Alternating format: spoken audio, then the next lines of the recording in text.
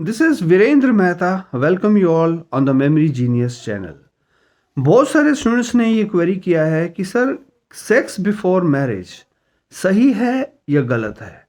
तो आज का जो वीडियो है वो इस टॉपिक पे है और आप बहुत ध्यान से इस चीज़ को समझेंगे कि ये कहाँ तक सही है या कहाँ तक गलत है।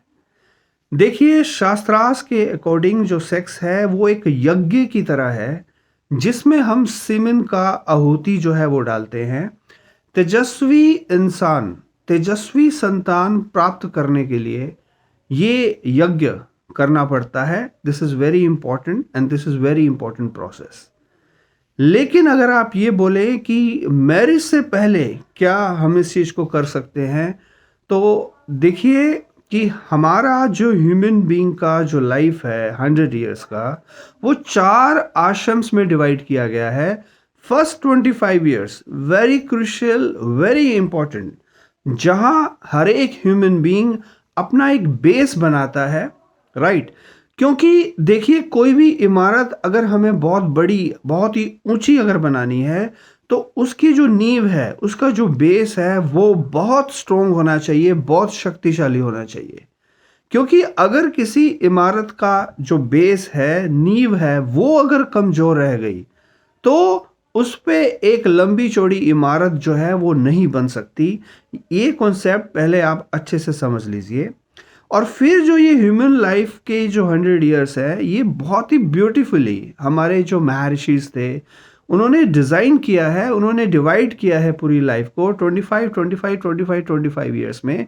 First 25 years strictly this is the ब्रह्मचर्य आश्रम, नेक्स्ट 25 इयर्स गृहस्थ आश्रम, उसके बाद नेक्स्ट जो 25 इयर्स हैं वो वानप्रस्थ, और फिर जो नेक्स्ट 25 इयर्स हैं वो संन्यास आश्रम।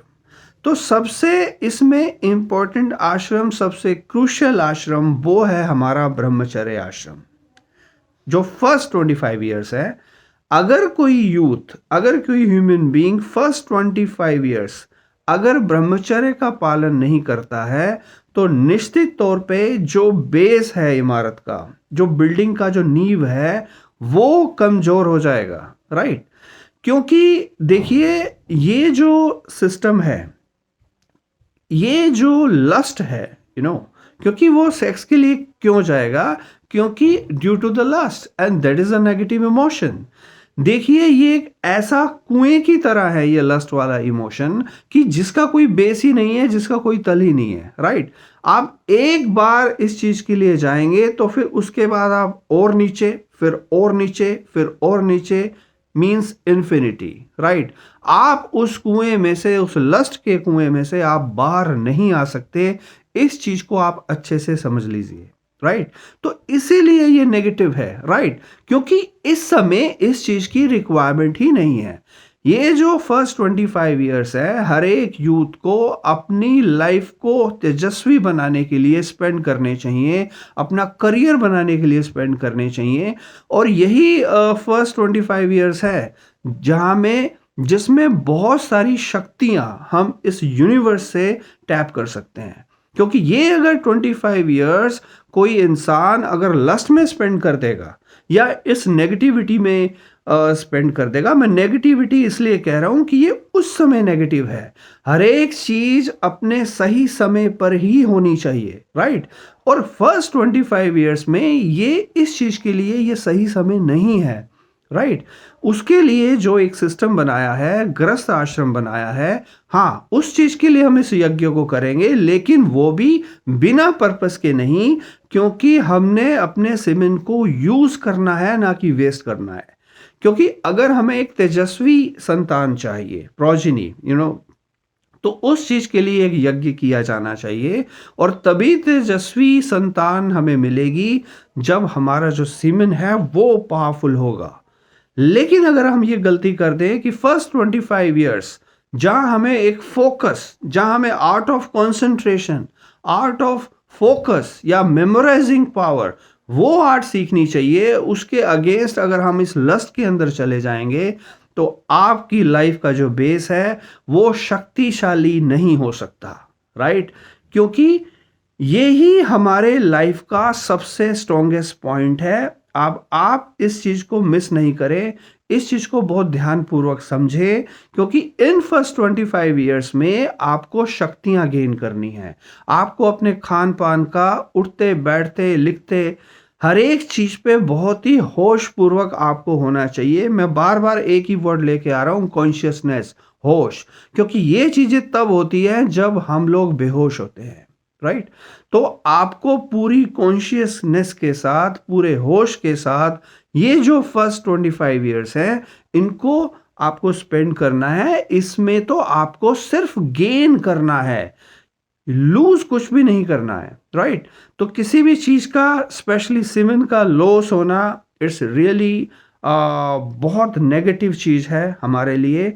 हम इन 25 ईयर्स को स्पेंड करें, वैदिक फूड लें, योग क्रिया, प्राण क्रिया, मेडिटेशन, ये सब चीजें लें, क्योंकि आजकल की यूथ बोलती है कि सर हम स्ट्रेस में हैं, अरे बड़ी सारी प्रॉब्लम्स है सर, ये इशू है, वो इशू है, ये इशू है। ऑब्वियसली ये इश्यूज थोड़ा कम होंगे, और इश्यूज कम होने भी नहीं चाहिए, because you have to take this challenge.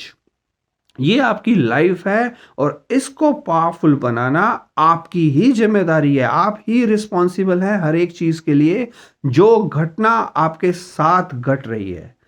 तो आप ये जो मूर्खता पूर्ण ये जो कॉन्सेप्ट है कि सेक्स बिफोर मैरिज सर होना चाहिए, no, right, that must be prohibited. मैं सेक्स के अगेंस्ट नहीं हूं, लेकिन हाँ, फर्स्ट 25 ईयर्स आपको पूरी एनर्जी से काम करना चाहिए, अपना करियर बनाने के लिए काम करना चाहिए, और जो साइकिक पावर्स हैं, योगिक पावर्स हैं, वो आप अपने अंदर लेके आए। आप माइंड पावर पे वर्क करें, मेमोरी पावर पे वर्क करें, और फिर देखिए जो आपका नेक्स्ट 25 ईयर्स है, गृहस्थ जीवन, वो कितना अच्छा होगा।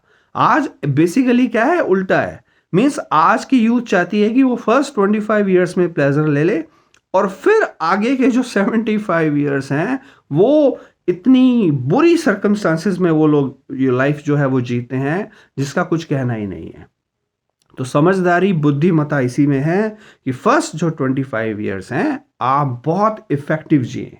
उसके बाद आप देखिएगा कि आपके नेक्स्ट जो 25 ईयर्स होंगे, गृहस्थ जीवन होगा, वो आपका कितना तेजोमय होगा। हाँ, संतान उत्पत्ति के लिए आप इस चीज़ के लिए जाएं, तेजस्वी संतान आपकी होनी चाहिए। मैं नहीं चाहता कि किसी की संतान हैंडीकैप या मंद बुद्धि हो। ओके, तो आप ये मंद बुद्धिता छोड़ करके अपनी जो शक्तियां हैं, अपनी जो एनर्जी है, उसको आप एक्टिवेट करें, राइट? तो मुझे विश्वास है कि इस वीडियो से आपको बहुत चीज़ें समझ में आई होंगी, right? So with these words, thank you so much, have a great day, bye bye.